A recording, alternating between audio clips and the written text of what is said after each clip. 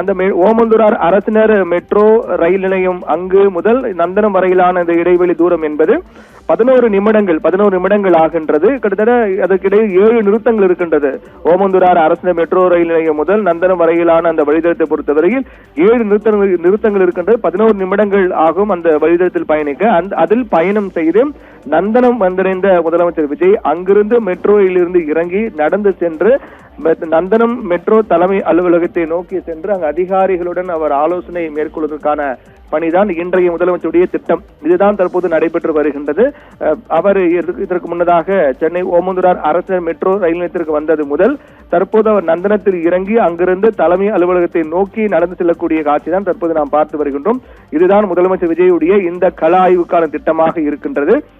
இன்னும் சற்று நேரத்தில் அவர் நந்தனம் மெட்ரோ தலைமை அலுவலகத்துக்கு சென்று அங்கு அதிகாரிகளுடன் சந்தித்து ஆலோசனை மேற்கொள்ள இருக்கின்றார். இந்த ஆலோசனையின் போது மெட்ரோ ரயிலுடைய தேவை என்பது மக்கள் மத்தியில் தற்போது அதிகமாக இருக்கின்றது. அதை மேலும் விரிவுபடுத்துவது எப்படி என்பது குறித்தும், மேலும் இந்த 2ஆம் கட்ட பணிகள் 3 வழித்தடங்களில் முடிந்துவிட்ட பிறகு அதற்கு அடுத்த கட்டமாக மேற்கொள்ளக்கூடிய பணிகள் எப்படி, எந்த வகையிலான அதை விரிவாக்கம் செய்வது போன்ற பணிகள் எல்லாம் குறித்து கூட பேசப்பட இருப்பதாக கூறப்படுகிறது. அதில் மிக முக்கியமாக தற்போது இந்த ஆய்வில் 2028 என்பது இலக்காக இருந்தாலும் கூட அதற்குள்ளாகவோ அல்லது அந்த ஏற்கனவே நிர்ணயிக்கப்பட்ட நேரத்துக்குள்ளாக சரியாக அது மக்களுடைய பயன்பாட்டுக்கு கொண்டு வரப்பட வேண்டும் என்பதுதான் இந்த ஆலோசனையில் அவர் அதிகாரியுடன் சந்தித்து ஆலோசனை செய்ய இருக்கின்றார்.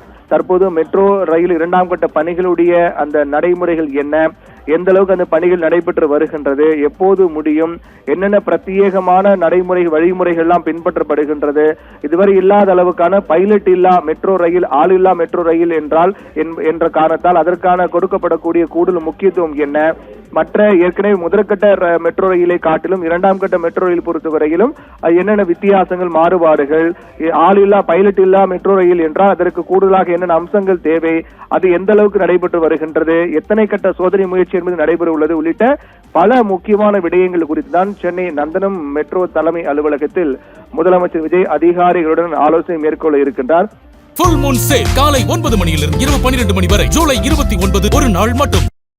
ஏற்கனவே தொடர்ந்து அவர் பல்வேறு இடங்களுக்கு தலைமைச் செயலகம் தினந்தோறும் செல்லும் முதலமைச்சர் விஜய் அங்கு தன்னுடைய வழக்கமான பணிகளை முடித்துவிட்டு திடீரென்று அவர் நேரடியாக களத்துக்கு சென்று ஆய்வுப் பணிகளை மேற்கொண்டு வருவதை அவ்வப்போது வழக்கமாக கொண்டிருக்கின்றார்.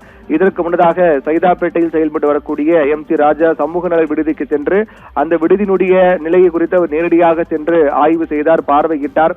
அப்போது அங்கு தங்கியிருக்கக்கூடிய மாணவர்களை சந்தித்து அந்த குறைகளையும் கேட்டிருந்தார். அப்போது மாணவர்கள் பல குறைகளை முன்வைத்தார்கள். அடுத்த நாளே அது அனைத்தும் சரி செய்யப்பட்டது. இது வரவேற்பு பெற்ற ஒன்றாக தான் இருந்தது. அதற்கு பிறகு அவர் கோயம்பேடு சென்று அங்கு கழிவுநீர் சுத்திகரிப்பு நிலையம் சென்று அங்கு நடைபெற்று வரக்கூடிய பணிகளை ஆய்வு செய்தார்.